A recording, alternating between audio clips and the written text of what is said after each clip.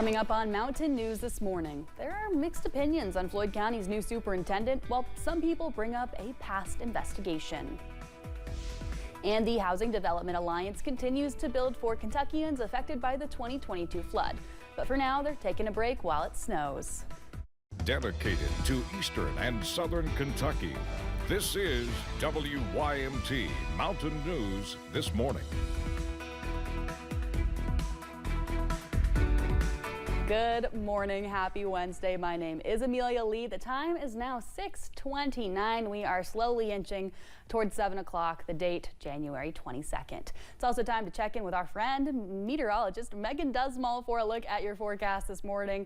Megan, all we've talked about this morning, cold and ice. So I feel like folks cannot be prepared enough when it comes to going out the door, having those clothes on, a scarf, a hat, gloves if you can find them.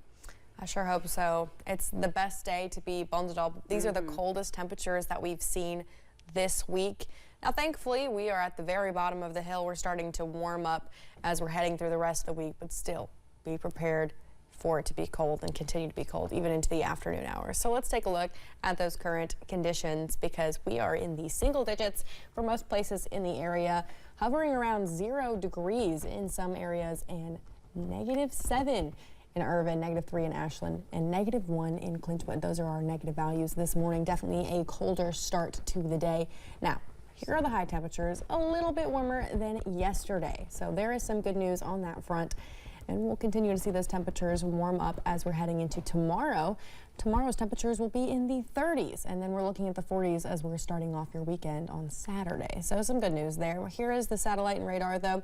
And as you can see, no clouds, no precipitation, and that will be the trend precipitation-wise, at least. We're looking at no snow, but those clouds will come in and out throughout the day, leading to some nice and partly cloudy skies. Amelia? All right, Megan, thank you. The Floyd County Board of Education named Tanya Williams as its new superintendent this week. While some celebrate her decades of experience in the district, others are voicing concerns about Williams' past involvement in a state investigation. WYMT's Caroline Mueller spoke to a community member to hear their concerns. Tanya Williams served the Floyd County School District for nearly 3 decades as a teacher, principal, and most recently, chief academic officer. But her return to the district as superintendent has some parents questioning if she is right for the job. Jamie Hall, a parent who says she interacted with Williams during her time as May Valley Elementary principal, says her experiences raised concerns. My child has dyslexia. He also has ADHD. We've tried multiple medicines. They're not working for him. Is there any accommodations in the school you can do for my child? Nothing could be done all year. You know, it was just like cast aside until the very end of the year, whenever the testing started, and then all of a sudden he was granted all these accommodations. It was just really disturbing. Like, why couldn't you help him all year? Why are you waiting until now? Hall says she is not alone in her concerns and questions the board's decision to promote Williams. What grounds did you make this decision? Have you looked at her history? Because I feel like you should have looked at her history. This is an important role. This is a huge role for her children. One question raised by several community members involves what happened during a 2019 investigation into testing allegations. In a statement from Williams' attorney provided by the Floyd County Board of Education to WYMT, Williams' attorney addressed the investigation, stating, quote, "At the time of the agreed order, the only allegation was neglect of duty." The statement continued, "Ultimately, there was no action taken against her certificate, nor was she suspended," end quote. Williams' attorney wrote in the statement that Williams voluntarily agreed to not apply for a public school position for 15 months from the date of the agreement. Williams was elected by the school board in a 4-1 vote. She will assume her role as superintendent at the end of the month, pledging to prioritize academic success and student well-being. In Floyd County, Caroline Mueller, WYMT Mountain News. We did reach out to the Floyd County Board of Education for comment, and we received the attorney's statement. Statements from both Williams and her attorney are on our website, WYMT.com. Well, Kentucky's education commissioner is predicting a funding deficit of about $40 million for local school districts. The projected shortfall would be in what is called SEEK funding. This stands for short for Supporting Education Excellence in Kentucky. A letter from Commissioner Robbie Fletcher says the department is working with the state budget director and legislative leaders to find solutions. Last week, a group called the Kentucky Student Voice Team filed a lawsuit claiming the state does not adequately fund education. The Center for Rural Development announced a $100,000 grant being awarded to the Clay County Fiscal Court. The funding goes toward a broadband expansion project that will serve nearly 150 homes in the Brutus community. Officials say the Clay County Broadband Expansion Project is part of the center's Move the Needle initiative and its continued efforts to facilitate broadband access to unserved and underserved areas in southern and eastern Kentucky. The Housing Development Alliance continues to build homes for July 2022 flood survivors. But the winter weather forced construction crews to take a break. They hope to start back on their work sites in the Blue Sky community by Thursday. Although the community is not specifically for flood survivors, officials with HDA say 12 homes were built for them. Scott McReynolds says HDA is building as many homes as possible. It's going to be a busy couple of years. We're going to build houses as fast as we can and probably more than we've ever built. But it's not going to be fast enough for the folks waiting, and that's the hard part.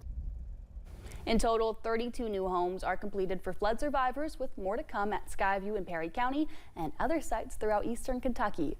Folks interested in a higher ground housing in the region can go to housingcan'twait.org for more information. Inmates at the Kentucky River Regional Jail are working on several types of community service projects. The work release program prepares inmates for life outside of jail, prepping them with electrical, plumbing, carpentry, and other manual skills. They also work with more than 20 churches throughout Perry County. Jailer Minor Allen tells us they choose to do this, and it also comes with certain privileges. It's a blessing for everybody that's involved, for myself, for the inmates, and for those that's receiving the help. Allen says many of the inmates are also enrolled in classes to further their learning and carpentry skills. The World Economic Forum is happening in Switzerland. One of the guests is Kentucky Governor Andy Beshear. Some observers say it could be a chance for him to raise his profile ahead of a presidential bid. Still amazing that we were personally invited to talk about how we've broken every economic development record in the books, that all of these companies from around the world want to hear our story, an opportunity to bring back more jobs and more prosperity. I am so proud to represent us. A morning poll puts his approval rating at 65%. That's the third highest in the country and the highest of any Democratic governor. One Louisville police officer who survived being shot during the Old National Bank mass shooting was honored on Tuesday morning. Officer Nick Wilt and 3 other officers who survived 2023 shootings were recognized by Mayor Craig Greenberg. Greenberg says their sacrifices paid a meaningful cost, with their recoveries ranging from weeks to months to even years. The mayor says while they continue to make great strides, it is important to remember the sacrifices already made. All 4 of these great men survived, but they survived at a meaningful cost to themselves, to their families, and to their fellow officers. Their stories are important to be told, to be known by the community, so we can thank them for their service and their colleagues who each serve us every day. Among the other officers recognized, Brandon Haley, Brendan Kerner, and Locksman Akira.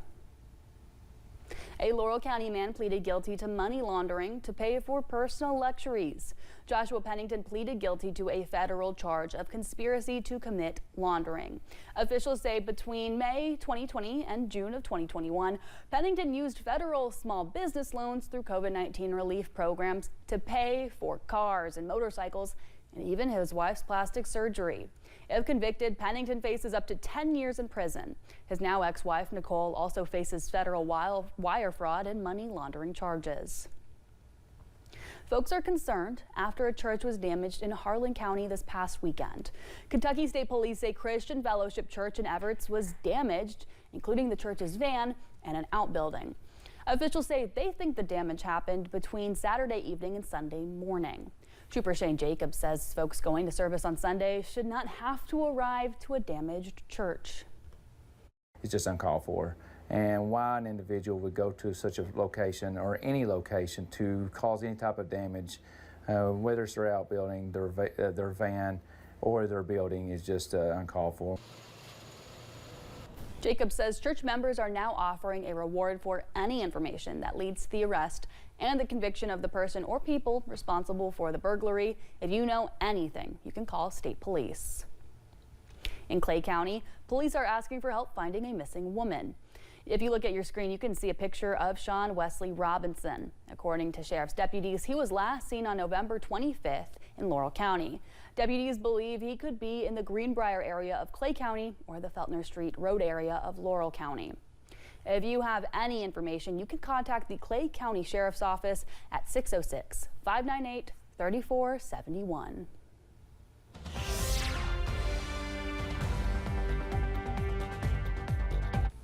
We're still watching satellite and radar this morning, and it is still nice and clear. We're not looking at a snow chance. We're not looking at clouds right now.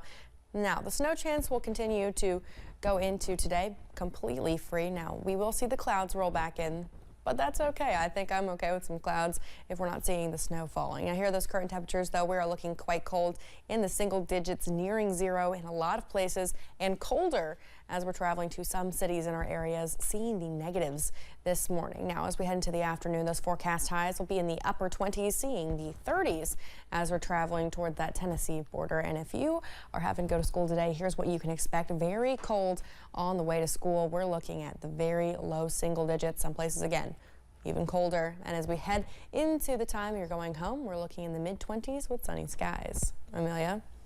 Megan, I gotta say, I prefer those clouds too. Well, thank you for joining us. The time is now 6:40. Still to come on Mountain News this morning, President Trump goes all in on ending diversity efforts with an overnight memo, but now his focus is expanding to immigration.